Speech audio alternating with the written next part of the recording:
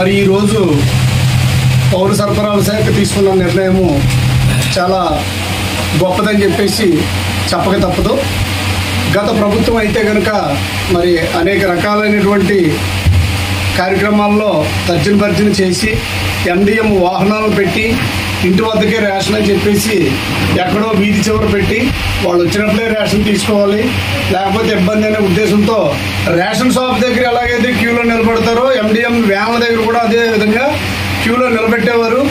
మరి ఆ పద్ధతి బాగోలేదు కాబట్టి మరి ఇప్పుడున్నటువంటి కూటమి ప్రభుత్వం ఏదైతే ఉందో మరి కూటమి ప్రభుత్వం మనకి మళ్ళీ రేషన్ షాపులు యథావిధిగా పాత పద్ధతిలోనే రేషన్ బియ్యం ఇవ్వడానికి ఉదయం 8 గంటల నుంచి మధ్యాహ్నం 12 గంటల వరకు, అలాగనే సాయంత్రం 4 గంటల నుంచి మళ్ళీ రాత్రి 8 గంటల వరకు ఓ టైం సెక్షన్ పెట్టి ఆ సమయంలో ఏ లబ్ధిదారులైనా సరే రేషన్ బియ్యం కానీ రేషన్ సరుకులు కానీ తీసుకోవడానికి వెళ్ళి ఆ సమయంలో తీసుకోవచ్చు. 1వ తారీఖు నుంచి 15వ తారీఖు వరకు రేషన్ షాప్ ఓపెన్లోనే ఉంటుంది. ఈ విషయం ప్రజలందరూ గమనించుకోవాలి. రెండో విషయం ఏంటంటే ఇప్పుడు గతంలో మనకు బియ్యం పంచదార మాత్రమే ఇచ్చేవారు. రానున్న రోజుల్లో సబ్సిడీ మీద నిత్యావసర సరుకులు అన్నీ కూడా సబ్సిడీ మీద మళ్ళీ ఇవ్వడం జరుగుతుంది. గతంలో ఏవేవైతే ఇచ్చారో అవన్నీ కూడా యథావిధిగా కంటిన్యూ అవుతాయని చెప్పేసి మరి చెప్పడం జరుగుతుంది.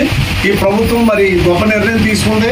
అలాగనే రేషన్ బియ్యం సంబంధించి ఎవరైనా లబ్ధిదారులు మీ యొక్క బియ్యం అవసరం లేదు అని అనుకుంటే కనుక డీలర్ గారితో చెప్తే ఆ బియ్యంకి సంబంధించి ఎన్ని కేజీలు అవుతుందో అన్ని కేజీలు వెలకట్టి మీకు డబ్బులు ఇవ్వడం జరుగుతుంది. బయట ప్రైవేట్ మార్కెట్లో ఎవరో అమ్మొద్దండి దయచేసి.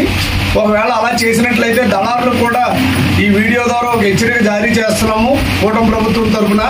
విషయం ఏంటంటే దళారులు బియ్యం కొనడం వల్ల రేషన్ బియ్యం తినక పేదవాళ్ళందరూ కూడా మళ్ళీ అమ్మకం మొదలవుతున్నారు. కాబట్టి ఈ దళారు వ్యవస్థ అనేది ఏదైతే ఉందో దళారు వ్యవస్థను మీరు బియ్యం కొనడం అది మానండి. ఇక బ్లాక్ మార్కెట్ అనేది ఉండదు. ఇన్ కేస్ ఆఫ్ డీలర్లు కూడా నేను సూచన చేస్తున్నానండి. గతంలో ఏదో జరిగింది, ఇంకా అవన్నీ వదిలేసేయండి. ప్రతి పేదవాడికి ప్రతిదీ లబ్ధి అవ్వాలనేది కూటమి ప్రభుత్వం ఆలోచన. కాబట్టి డీలర్లు కూడా మీరు ప్రతి ఒక్కరికి రైస్ అందజేయండి. ఎవరైనా సరే మన రేషన్ షాప్ చుట్టూ బయట మార్కెట్ దారులు ఎవరైనా వచ్చి కొనుగోలు చేసినా కానీ మీరు ఇమ్మీడియట్లీగా రెవెన్యూ వారికి కానివ్వండి, లేదంటే ఇతరత్ర ఎవరైనా పెద్దలకు కానీ కంప్లైంట్ చేస్తే కనుక దాన్ని అరికట్టే అవకాశం ఉన్నది. కాబట్టి రేషన్ డీలర్లు కూడా ఆ యొక్క సహకారాన్ని ప్రభుత్వానికి అందించాలని మరి కోరుకుంటున్నాము. ఈ రానున్న రోజుల్లో మళ్ళీ మన కందిపప్పు, నూనె ఇలాంటివన్నీ కూడా చౌక ధరలకి మళ్ళీ అందుబాటులోకి తీసుకొస్తుంది ఈ ప్రభుత్వం. కాబట్టి ప్రతి ఒక్కరూ ఈ యొక్క రేషన్ సరుకులన్నీ కూడా వినియోగించుకోవాలని చెప్పేసి ఈ సభాముఖంగా